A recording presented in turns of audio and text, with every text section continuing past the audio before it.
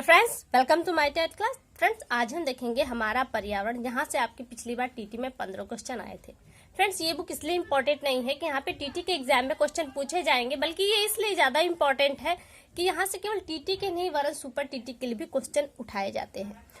ये book SCERT की है, लेकिन इसके बावजूद भी ऐसा नहीं है कि केवल यूपी के बच्चों के लिए ही इम्पोर्टेंट है। ये बुक इतनी इम्पोर्टेंट है, इसके अंदर का मैटर इतना इम्पोर्टेंट है कि सीटेट, यूपी टीटी या फिर अगर किसी भी स्टेट की टीटी है तो उसमें काम आएगी, साथ ही आपके सुपर टीटी के लिए भी इम्पोर्टेंट है।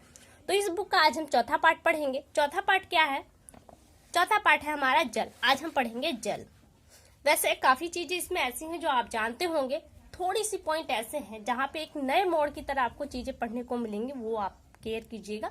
बाकी एकदम इजी टॉपिक है। जल क्या है? जल एक प्राकृतिक संसाधन है। सबसे पहला पॉइंट कि जल क्या है, आपका एक प्राकृतिक संसाधन है। जल सिर्फ मानव जीव के नहीं, समस्त जीवों के लिए इम्पोर्टेंट है और आपके जो पेड़ पौधे के लिए भी इम्पोर्टेंट है, क्योंकि जल इन सभी चीजों का जीवन का आधार है और ये हमारे बहुत से चीजों में काम आता है। अब जल के प्रकार की बात करें तो जल के 3 प्रकार होते हैं या 3 रूप होते हैं। कौन कौन से? ठोस, द्रव और गैस। ठोस के रूप में आपको बर्फ मिलेगी। कहाँ है? ये पहाड़ों पर जमी बर्फ, जो ग्लेशियर्स वगैरह हैं। द्रव पानी, जिसे आप हमेशा नदी, नालों, झरनों वगैरह में सब देखते हैं। गैस ये भाप के रूप में वायुमंडल में उपस्थित है, वरन ये दिखाई नहीं थी। खासतौर से जब आप खाना वाना बनाते हैं तो भाप को उड़ते हुए देखते होंगे, तो वो पानी का ही एक अंश होता है। आगे है जल के स्रोत। वैसे आप जानते हैं कि पृथ्वी का एक जल से ढका हुआ है, लेकिन वो कहाँ है? आपका ज्यादातर भाग उसका समुद्रों के रूप में है। देखिए, यहाँ पृथ्वी पर जल के भंडार को जल मंडल कहते हैं। ये पृथ्वी पर महासागरों, झीलों, नदियों, हिमनद तथा जलाशयों के रूप में पाया जाता है। पृथ्वी पर उपस्थित कुल जल का 97% भाग आपका समुद्री जल के रूप में, यानी कि जितना भी जल है उसका 97% जल आपको समुद्रों, महासागरों में मिलेगा। समुद्र में घुले हुए विभिन्न लवणों के कारण इसका स्वाद खारा या नमकीन लगता है, इसलिए यह पानी पीने योग्य नहीं होता है। शेष आपका क्या बचता? 3% पानी, और 3% पानी में से 2.4% जल आपका हिमनद, जो ध्रुवीय क्षेत्र होते हैं, आपकी चोटियां वगैरह है, वहां पे आपको मिलेंगी। और 0.6% जल अन्य स्रोतों जैसे नदियों, झीलों, तालाबों में पाया जाता है। यानी कि जो हमें जल प्राप्त होता है वो केवल 0.6% है, जिसे हम विभिन्न प्रकार के कामों में यूज करते हैं।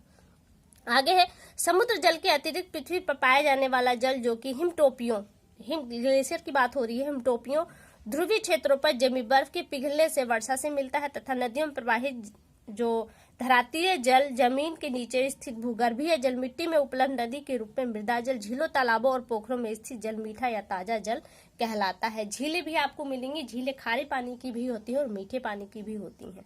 अब आगे देखिए, आपसे बताया जा रहा है कि जो जल के स्रोत है वो 3 स्रोत हैं। कहाँ कहाँ से हैं? धरातलीय स्रोत है, भूमिगत स्रोत है और हिमनद है। अब इनके अंतर्गत क्या क्या आएंगे हम इन्हें देखेंगे। धरातलीय स्रोत देखिए, धरातलीय स्रोत में आपको समुद्र दिया है। पृथ्वी पर उपलब्ध जल का अधिकांश भाग महासागरों एवं सागरों में है। समुद्र का खाला जल होने के कारण यह पीने योग्य नहीं है। और अब आप जानते हैं कि नदियों का जो औद्योगिक क्षेत्रों का अपशिष्ट है वो नदियों में जाता है और नदियां बहकर फिर समुद्र में गिरती है। परिणाम स्वरूप अब समुद्र का जल भी दूषित हो गया है। आगे है नदी, तालाब एवं झील।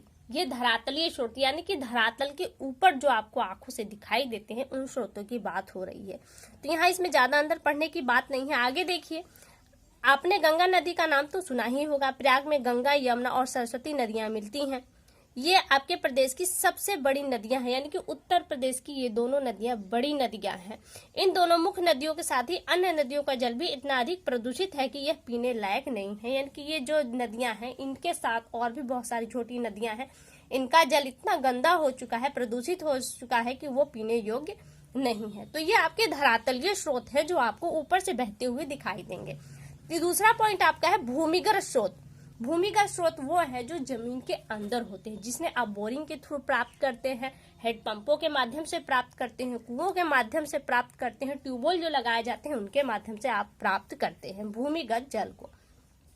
धरातल पर पाए जाने जल का मुख्य भाग रिस कर भूमि के नीचे एकत्रित हो जाता है। इसे भूमिगत जल कहते हैं, जिसे आप फिर इन माध्यमों से निकालते हैं। यह जल अधिक शुद्ध होता है। इस जल को कुओं, हैंडपंपों, नलकूपों आदि द्वारा प्राप्त किया जाता है। भूमिगत जल का मानव द्वारा दोहन करने से जल स्तर नीचे होता जा रहा है। और ये जो आप लाइन देख रहे हैं ना, ये बहुत ही इंपॉर्टेंट लाइन है।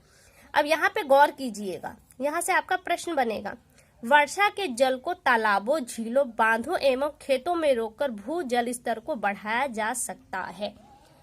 पूछा जा सकता है आपसे कि भू जल स्तर को कैसे बढ़ाया जा सकता है, तो वर्षा के जल को एकत्र करके। एक प्रश्न। दूसरा प्रश्न, वर्षा के जल को इस प्रकार रोकना जल पुनर्भरण रिचार्ज कहलाता है। यानी कि फिर यहाँ से एक प्रश्न बनेगा कि वर्षा को अगर हम जल एकत्र करते हैं तालाबों, पोखरों में, तो वो क्या कहलाएगा, तो वो आपका पुनर्भरण या रिचार्ज कहलाएगा। यहाँ से आपका प्रश्न बन सकता है और यहाँ से प्रश्न आपके एग्जाम में आ भी चुका है। यहाँ से 2 प्रश्न बन रहे हैं। आगे देखिए, कुओं का जल मानव द्वारा कुओं का जल मानव द्वारा प्रदूषित होता रहता है। हमें कुएं के पानी को निकालने के साथ साफ बर्तन का प्रयोग करना चाहिए। उससे साफ सफाई कैसे होनी चाहिए, इसके बारे में बताया जा रहा है। तो ये हम आगे चलते हैं। ये जो बॉक्स है वो टोटल बच्चों के लिए, तो हम आगे निकल जाते हैं। तीसरा स्रोत है हिमनद। हमने पहला स्रोत देखा है धरातलीय स्रोत, दूसरा था भूमिगत स्रोत और तीसरा है हमारा हिमनद। हिमनद क्या है, पृथ्वी की सतह पर पर्वतीय तथा ध्रुवीय क्षेत्र बर्फ से ढके हैं। ये बर्फ पिघलकर पर्वतीय ढालों में हिमनद के रूप में नीचे की ओर बहती है। क्योंकि पर्वतों की ऊंचाइयों पर बर्फ होती है, जब वो बर्फ पिघलती है तो पुनः नीचे की तरफ बहती है और ये एक नदी का रूप ले लेती है, छोटी छोटी धाराएं। तो इन्हें हम क्या कहते हैं, हिमनद, क्योंकि इनमें हिम के खंड भी आपको मिलेंगे। कह रहा है नदियों में मिल जाती हैं, और ये जो नदियां ऊपर से बहती आती हैं तो नीचे जो नदियां ऑलरेडी बह रही होती है पहले से, उनमें वो मिल जाती हैं। ये पृथ्वी की धरातलीय सतह पानी का सबसे बड़ा भंडार है। यह जल प्राय स्वच्छ एवं मीठा होता है। तो ये आपके 3 स्रोत हो गए। अब आगे है विभिन्न गतिविधियों में जल की आवश्यकता। जो हमारे जीवन की विभिन्न गतिविधियां हैं उनमें जल की आवश्यकता होती है। और वो कौन कौन क्षेत्र है, अब क्षेत्र के बारे में बताया जा रहा है। जल का उपयोग कहाँ कहाँ होगा। कृषि क्षेत्र में देखिए, कृषि क्षेत्र हमारे भोजन का आधार है। तो मेन जो बात है इसमें कहना है कि जो हमको 3% जल मीठे पानी के रूप में प्राप्त हो रहा है, क्योंकि समस्त जल का 97% खारा है, केवल 3% जल हमको मिलता है मीठा।